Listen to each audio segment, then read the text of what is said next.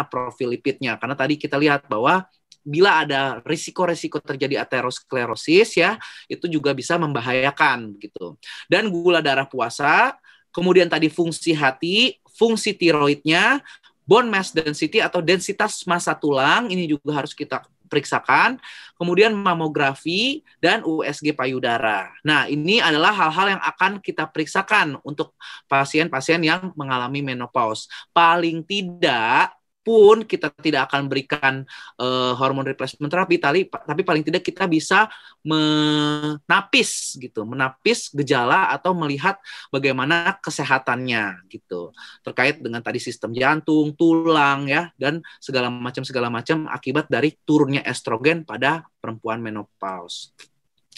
Jadi tata laksana dari menopause adalah satu, tata laksana ginekologi. Kita harus lihat dulu tadi bahwa bila ada gangguan fungsi seksual, tata laksana ginekologi kita harus betul-betul concern bagaimana dia bisa kita buat supaya basah kembali, bisa terjadi rangsangan seksual kembali. Itu adalah tata laksana ginekologi juga. Rehabilitasi medik kita juga akan libatkan untuk tata laksana ini. Kemudian tentu saja kardiovaskular dan metabolik, tadi pemeriksaan EKG kita dan juga pemeriksaan jantung lainnya kita akan periksakan. Tata laksana estetik dan kosmetik, tentu saja tadi kalau kita lihat gejala dari kurangnya estrogen adalah terjadi wrinkle atau adanya keriput. Ini pun bisa kita perbaiki begitu, supaya tetap cantik tadi seperti Susan Saran dan yang di gambar pertama tadi.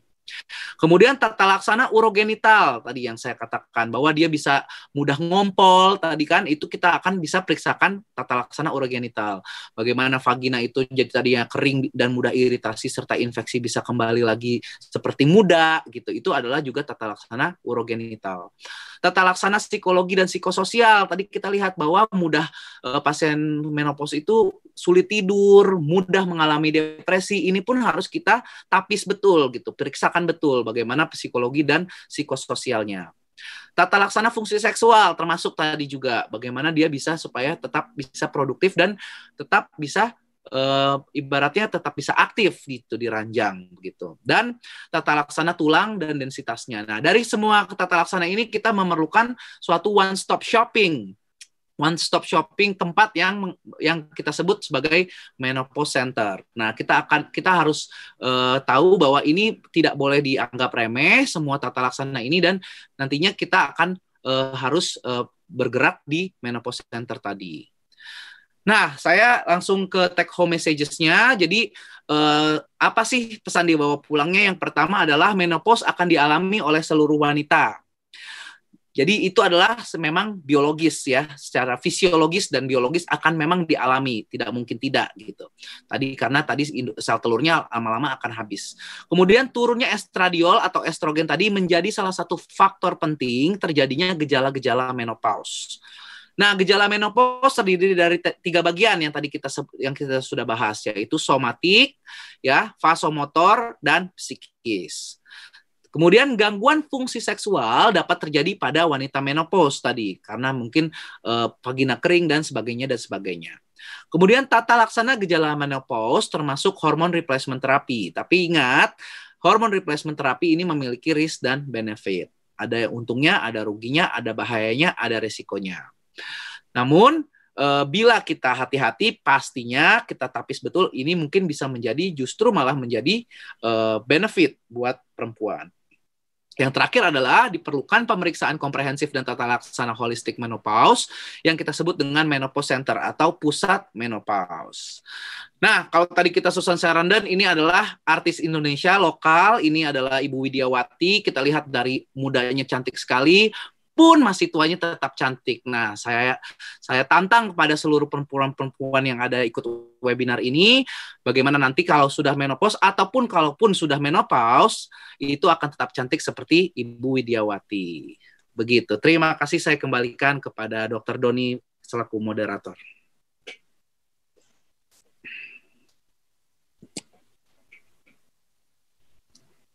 Baik, terima kasih atas presentasi yang sangat menarik dari Dr. Anggara. Untuk mempersingkat waktu, mungkin kita bisa lanjut ke presentan kedua. Presentan kedua akan dibawakan oleh Apoteker Nina. Apoteker Nina Indarwati ini beliau menyelesaikan pendidikan S1 dan apotekernya di Fakultas Farmasi Universitas Pancasila. Dan saat ini beliau bekerja sebagai Product Manager PT Medika Persada. Mari kita simak presentasi dari Apoteker Nina, waktu dan tempat kami persilahkan. Baik, terima kasih Dr. Doni. Selamat siang kepada semua peserta webinar dan teman-teman sejawat Apoteker Indonesia. Terima kasih atas kesempatan yang diberikan kepada saya pada siang hari ini. Baik, saya screen-nya dulu.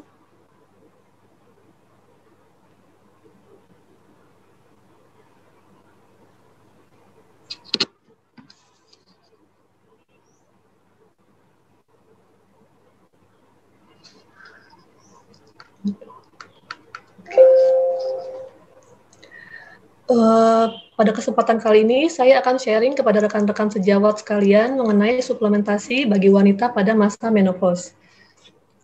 Adapun garis besar yang akan saya sampaikan diantaranya adalah mengenai definisi menopause serta gejala yang dirasakan.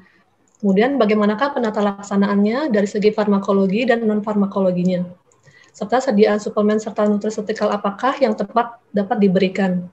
Kemudian sebagai apoteker, kita perlu mengetahui bagaimanakah peran kita dalam memberikan konsultasi, informasi, serta edukasinya kepada penderita. Karena dengan kita memahami gejala yang dirasakan, maka kita diharapkan dapat memberikan informasi seputar pilihan suplemen atau vitamin yang tepat pada saat konseling. Seperti yang sudah disampaikan oleh Dr. Angga sebelumnya, secara terperinci tentunya, bahwasannya menopause terjadi dalam beberapa fase, yang dimulai dengan fase perimenopause dan menopause. Untuk menopause-nya sendiri adalah apabila siklus menstruasi wanita sudah berhenti selama minimal 12 bulan, yang umumnya dirasakan oleh wanita dengan rentang usia 45 hingga 55 tahun. Yang mana pada kedua fase ini, hormon reproduksi wanita yaitu estrogen mengalami penurunan. Dan seperti yang sudah disampaikan juga, bahwa perimenopause juga merupakan masa transisi menuju menopause yang biasanya terjadi pada wanita usia awal 40 tahunan. Di mana pada saat itu timbul gejala-gejala yang membuat seorang wanita tidak nyaman. Di antaranya seperti hot flashes, di mana rasa panas yang dirasakan di bagian wajah atau leher dan dada sebagian, dan sehingga banyak mengeluarkan keringat. Kemudian mulai merasakan gangguan sulit tidur, serta perubahan emosional yang tidak tentu. Serta rasa kering pada area vagina, yang kemudian pada jangka panjang diikuti dengan timbulnya beberapa penyakit degeneratif seperti osteoporosis, infeksi saluran kemih, serta penurunan metabolisme pada tubuh.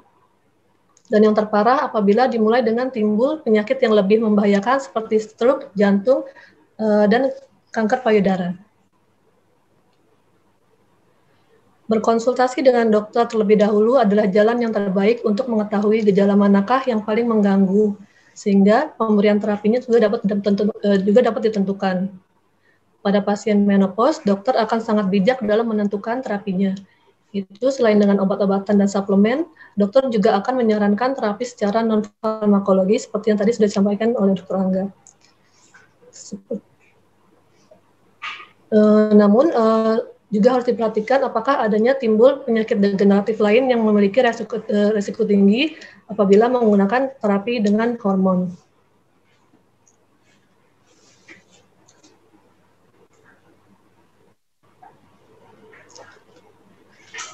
Sehingga selain pengobatan secara farmakologi, juga akan diminta untuk merubah pola hidupnya. Di antaranya adalah dengan memilih pola makan yang baik, serta seimbang, seperti mengatur jumlah kalori yang masuk, dan membatasi konsumsi beras, tepung, dan kentang. Yang kedua adalah mengurangi asupan garam, serta makan dengan lemak tinggi, dan selain itu juga banyak mengkonsumsi makanan bertinggi kalsium dan protein, serta zat besi seperti susu, yogurt, dan kacang-kacangan. Selain itu juga selalu mengkonsumsi sayur-sayur dan buah-buahan dengan vitamin tinggi seperti brokoli, edamame, buah-buahan seperti pepaya, apel, dan banyak buah tinggi vitamin lainnya. Pada penderita menopause, diperbolehkan untuk mengkonsumsi daging, namun harus diperhatikan takaran serta